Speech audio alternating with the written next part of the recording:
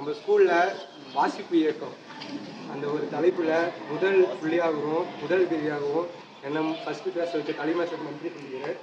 அடுத்து 4 வருஷம் அந்த ஸ்கூலில் படிச்சுட்டு இருக்கேன். ஸ்போர்ட்ஸுக்கு யாரும் இந்த அளவுக்கு மோட்டிவ் கொடுத்ததில்ல. ஆனால் நம்ம ஹெச்எம் சார் வந்து ஸ்போர்ட்ஸுக்கு வந்து நல்ல ஒரு மோட்டிவ் கொடுத்தாரு. பாக்ஸிங் எங்களுடைய ஸ்போர்ட்ஸ் பற்றியும் தனியாக எடுத்துக்கிட்டா எனக்குன்னு தனியாக ரூம் கொடுத்தாரு. பசங்களை நான் தயார் பண்ணேன், மேட்ச்சுக்கு வச்சுட்டு போனேன். ஸ்போர்ட்ஸுக்கு எங்களுக்கு நல்ல ஒரு மோட்டிவாக இருந்த ஹெச்எம் சாருக்கு மனமார்ந்த நன்றி சொல்லிக்கிறோம். எக்ஸாம் டேட் கம்மியாக இருக்குது. டியர் ஃப்ரெண்ட்ஸ், நீங்கள் எல்லாம் கொஞ்சம் ஹார்ட் ஒர்க் பண்ணுங்கள்.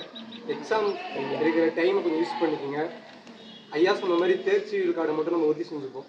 மார்க் எடுக்கிறது எல்லாத்துக்கும் பொதுவானது, ஆனால் அப்போ தேர்ச்சி விழுக்காடுங்கிறது மிக மிக முக்கியம். வந்து நன்றி சொல்லியிருந்தேன். ஏன்னா நான் இந்த ஸ்கூலுக்கு வந்து 4 வருஷம் ஆயிடுச்சு. இதுவரையும் எந்த இதுலேயும் முன்னாடி இருந்து பேசினதே இல்லை.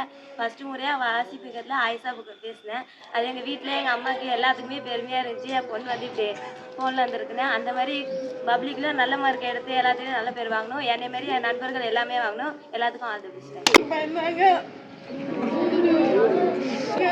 பெயிண்டிங் ஒழுங்கு இந்த ஸ்கூலில் பார்க்கறதுக்கு அசிங்கமாக இருக்குது. என்னை விட வேணான்னு சொன்னாங்க.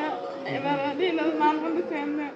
ஆனால் 10th படிக்கும்போது நானும் பாஸ் ஆகணும்னு நினைக்க மாட்டேன். ஆனால் இன்ன வரைக்கும் நல்ல ஒரு படிப்பேனே நான் நினச்சி பார்க்குறேன். ஆனால் நான் ஒரு வாசிப்பேகத்தில் போய் யூடியூப்பில் பார்த்து எங்கள் பக்கத்து வீட்டுக்காரங்க எல்லாமே வளர்த்துனாங்க.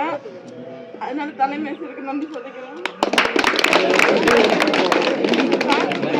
வேஸ்ட்டுன்னு தான் நினைப்பாங்க. ஆனால் அந்த வாசிப்பேகத்தில் பேசணுன்றது தான் என்னை எல்லாரும் நீனும் ஒரு இதுதான் நினைக்கிறாங்க. அதனால நன்றி சொல்லுங்கள்.